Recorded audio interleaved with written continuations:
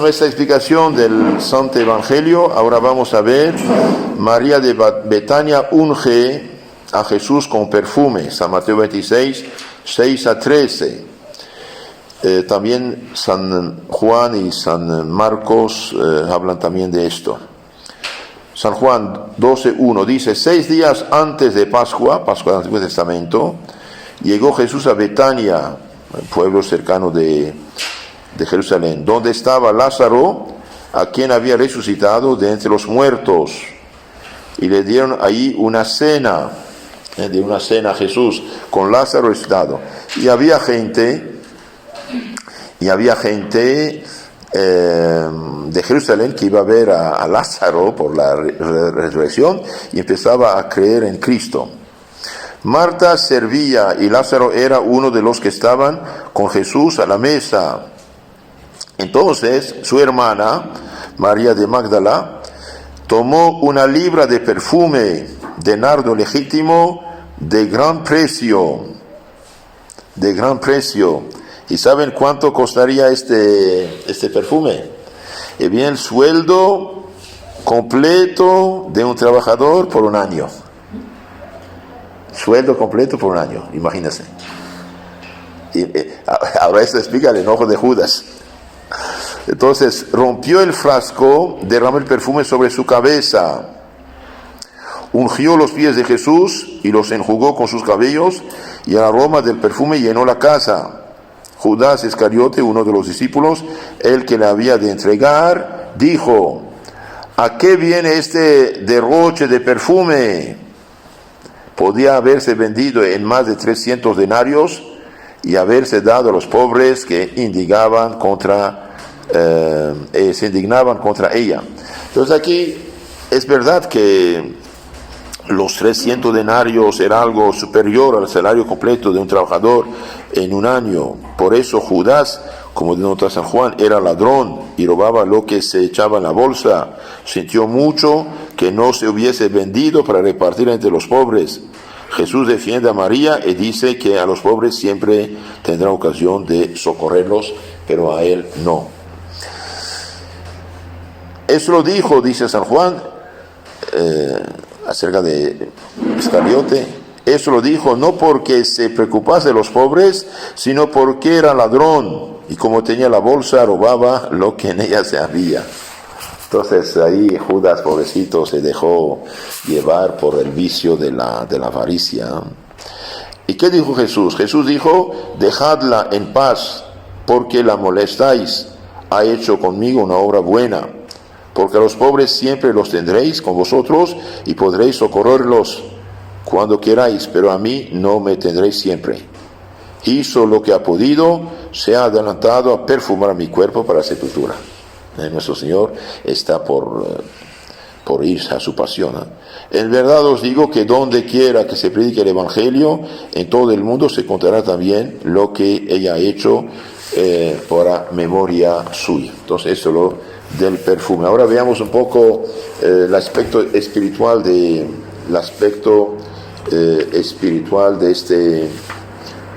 este ejemplo de lo que hizo María, ¿sí? Primero vemos que hay una profecía aquí. 2 cosas predijo el Salvador en esta historia: que el Evangelio sería anunciado en todo el mundo. Y lo dice: en verdad os digo, donde quiera que se predique el Evangelio, en todo el mundo se contará también lo que ella ha hecho en memoria mía. Entonces aquí nuestro Señor anuncia una profecía, profetiza que el Evangelio va a ser predicado en todo el mundo. Y van a hablar de María Magdalena. Y bien, 20 siglos después, 21 siglos después, estamos hablando de María Magdalena, de lo que hizo. Y en todo el mundo. Segundo, en que toda la cristiandad se le celebraría la acción que María había hecho en su obsequio. Ambas profecías se han cumplido y se están cumpliendo. Por lo que toca a la acción de María, los evangelistas Mateo, Marcos, Juan la escribieron en sus evangelios, y el domingo de Ramos se lee en toda la Iglesia Católica la historia de la pasión de Jesús según San Mateo, que empieza con la unción hecha por María.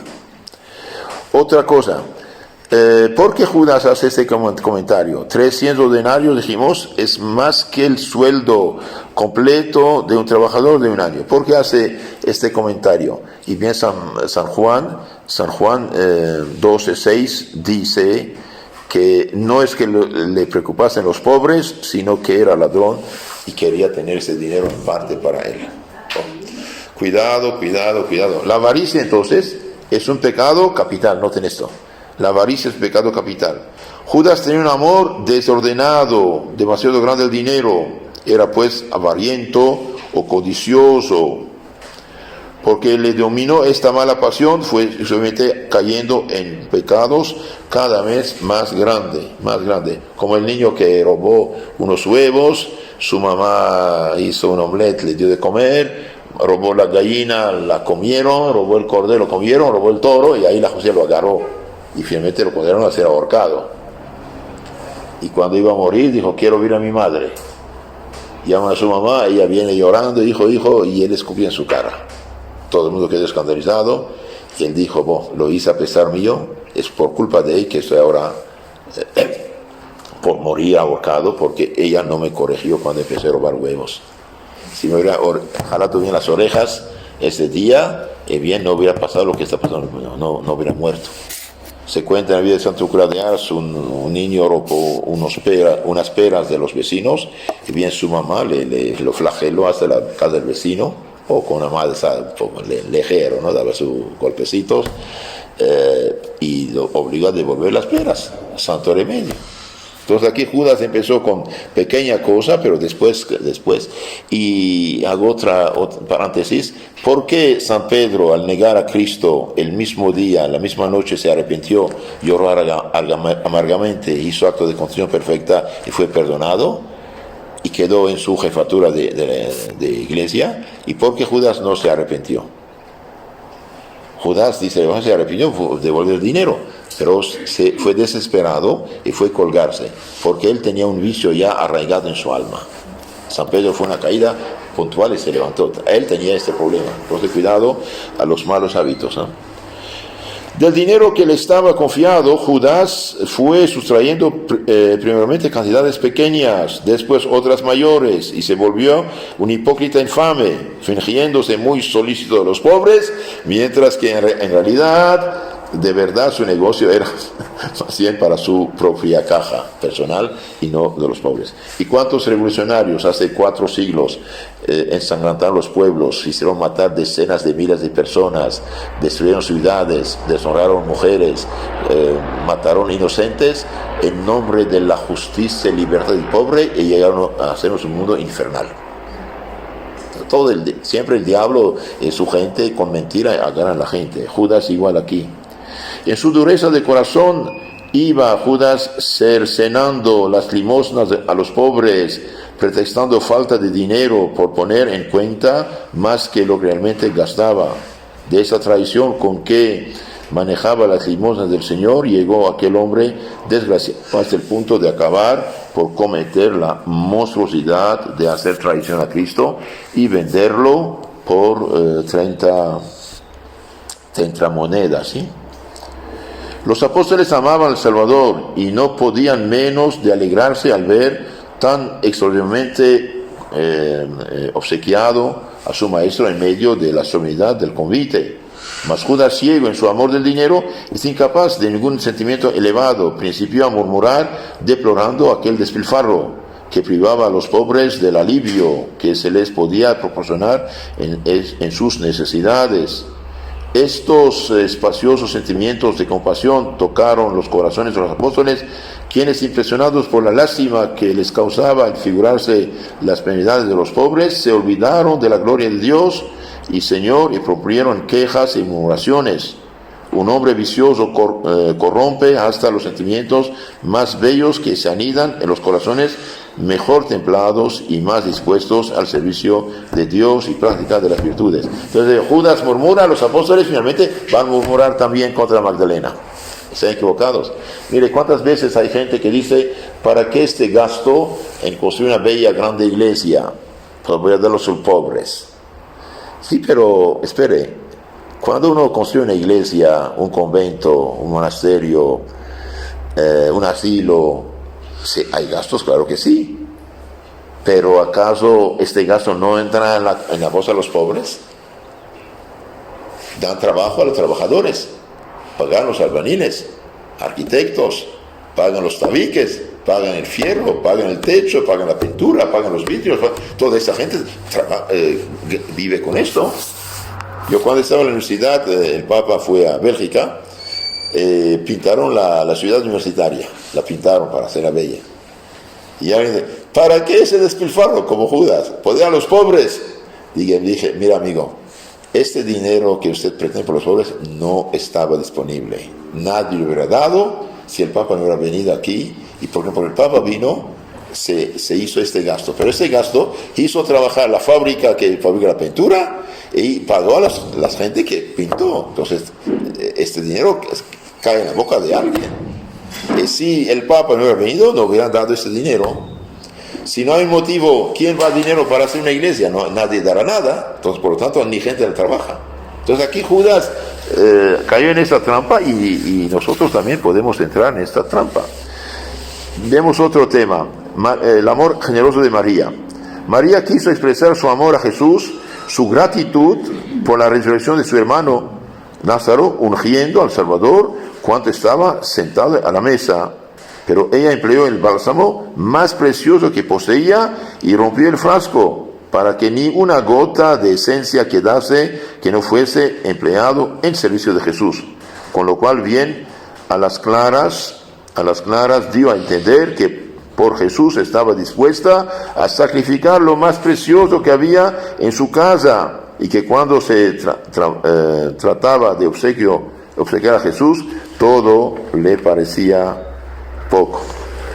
Se dice que cuando Santo Grande Ars iba a las tiendas de artículos religiosos, cuando el vendedor veía su sotana rota, su zapato viejo, le mostraba la cosa más baratita, más sencilla, y el santo decía, algo más bello, mostraba algo un poco más caro, más bello, pero padre, discúlpeme, no mire mi sotana, hombre, mire, para Dios lo más bello, para mí no me importa.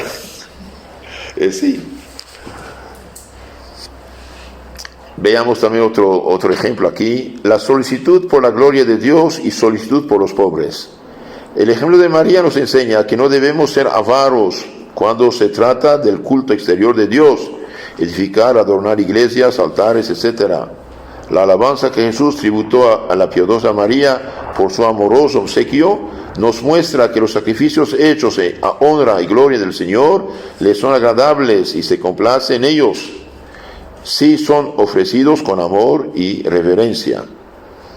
Verdad es que siempre habrá hombres como Judas que lo vituperen y hasta tachan de superfluo el que se hagan grandes donaciones para que Dios sea honrado.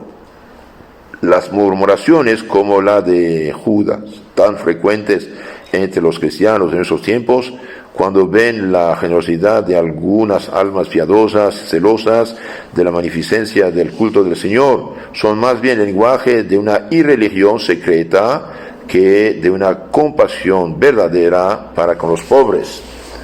Como decía Lenin que hizo matar millones de personas, él y sus partidarios, no me gustan los marxistas sociales que imitan a los cristianos, porque si los mejoran la situación de los obreros, no podemos mediante ellos subir al poder. Hablan de los pobres, pero son hipócritas de primera, ¿no? No se murmura ni contra el adorno excesivo de las habitaciones, ni contra el lujo de los vestidos, ni contra esas riquezas que insultan la pobreza y escandalizan al pobre, y se mira como un hurto hecho a los pobres cualquiera cosa que se emplea en el adorno de los templos, de los altares. En las salas, en los estrados, en los gabinetes brillan por todas partes las riquezas, sin que se cuente con la miseria de los pobres. Y solo entra la compasión cuando se trata del adorno de la casa de Dios, a quien le debemos todo. San Crisóstomo ya en los años 400 se quejaba, decía, gente hasta viste su caballo de cosas de oro, pero critican que la iglesia tenga algo bello. Esto no vale esto. Continuamos la explicación de María que unge el cuerpo de Jesús. Jesús visita de nuevo a sus amigos de Betania. Conmueve ver cómo el Señor tiene esta amistad tan divina y tan humana que se manifiesta en un trato frecuente. Parece que hubo dos unciones del Señor en ocasiones distintas, por motivos diferentes. La primera al principio de su ministerio público en Galilea, relatada por San Lucas 7:36. La segunda al final de su vida en Betania, en la casa de Lázaro. En San Juan tiene un carácter más personal. Se indican los nombres de quien unge a Jesús. Se llama María. De quien murmura contra ella, Judas. La presencia de Lázaro recientemente resucitado y la referencia a la sepultura de Jesucristo sugieren que Él va a morir para dar la vida para los hombres.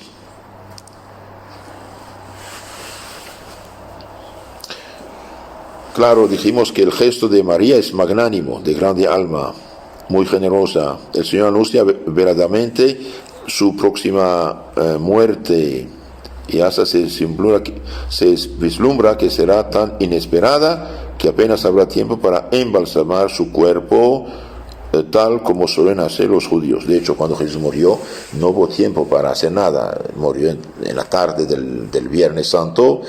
Ya era vigilia de Pascua, del sábado de Pascua judía. No tuvieron tiempo, rápidamente lo pusieron en sábanas y lo sepultaron. Y es el domingo de Pascua que las mujeres van con perfume, etc., para embalsamar, pero ya había resucitado. Entonces aquí nuestro Señor hace ver que hizo bien esta mujer por esta razón. Jesús no niega el valor de la limosna que tantas veces recomendó, ni la preocupación por los pobres, sino que descubre la hipocresía de aquellos que, como Judas, aducen falsamente motivos nobles para no dar a Dios el honor debido. Es verdad esto. Pidamos al Señor usted un corazón generoso y no mezquino como el de Judas.